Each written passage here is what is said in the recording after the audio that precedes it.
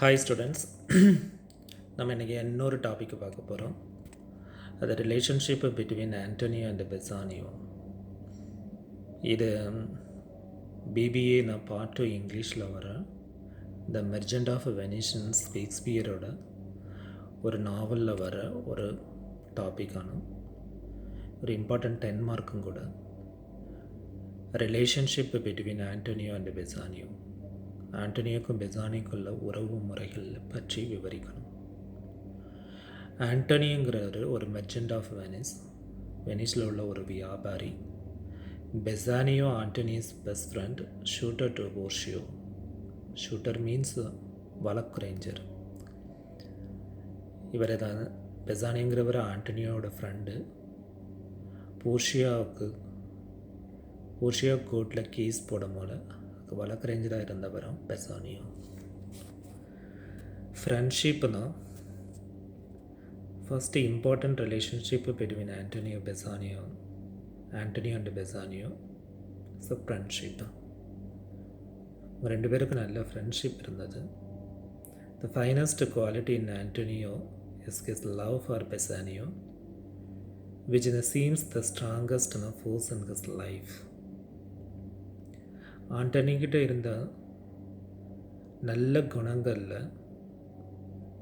ஒன்று பெசானியோட ஃப்ரெண்ட்ஷிப்பாக இருந்தது. அதுவே அவனுக்கு ஒரு ஸ்ட்ராங்கஸ்ட் ஃபோர்ஸாக இருந்துச்சு அவனோட லைஃப்பில். Their friendships survive Antonio's state of bankruptcy. ஆண்டனியோட சொத்துக்கள் எல்லாம் திவாலாகும்போது அதை காப்பாற்றினது பெசானியோ. ஆனால் அவங்களோட ஃப்ரெண்ட்ஷிப்பு தான் ரொம்ப சிறந்ததாக இருந்தது. Bassanio's love for Antonio is profound and sincere. Bassanio's love ரொம்ப ஆழமானது, சின்சியரானது. He dissuades Antonio's from the cruel bond தான் ஆண்டனியோ எடுக்கும் போல அதை தடுத்தது Bassanio. He in response to Antony's written request and decides in the court to settle his benefactor's debt. ஆண்டனியஸோட return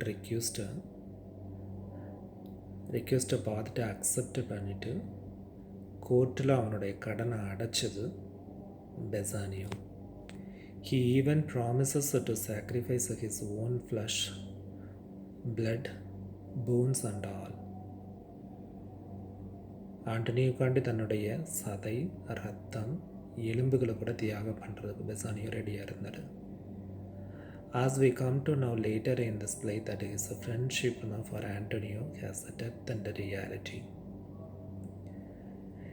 இந்த நாவலோட லாஸ்ட் போர்ஷனில் வரும்போது இவங்களோட ஃப்ரெண்ட்ஷிப்பை ரொம்ப ஆழமாகவும் உண்மையாகவும் இருந்தது. Heroism and nobility. Besanio urges Antonio not to accept Shylock's terms.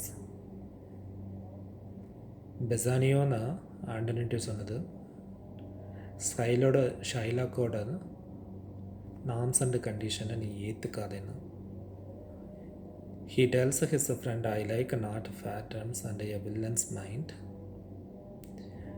Bassanio ஆண்டனிட்டு சொல்கிறாரு, எனக்கு என்னமோ இது ஃபேர் டேர்ம்ஸ் மாதிரி தெரியலை, ஒரு வில்லத்தன்மையோடு இருக்கிறது.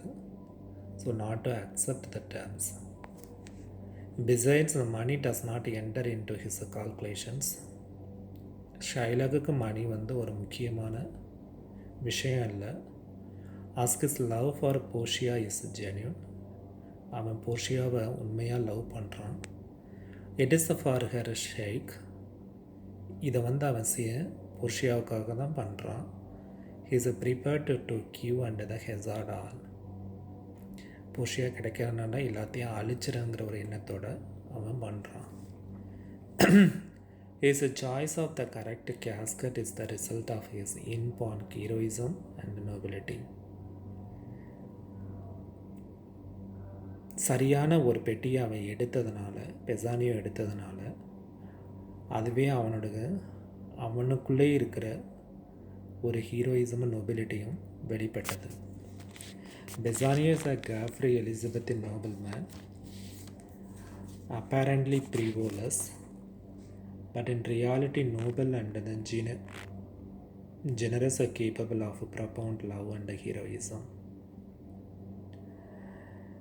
பெசானியோட அறியாமைக்கு மிஞ்சின ஒரு ஃப்ரெண்ட்ஷிப்பு பெசானி அண்ட் ஆண்டனியோடது. பட் நடைமுறையில்னா லாயலாகவும் ஜெனரஸாகவும் இருக்கிறது லவ் அண்ட் ஹீரோயிசத்துக்கு ஆழமான ஒரு விஷயமா.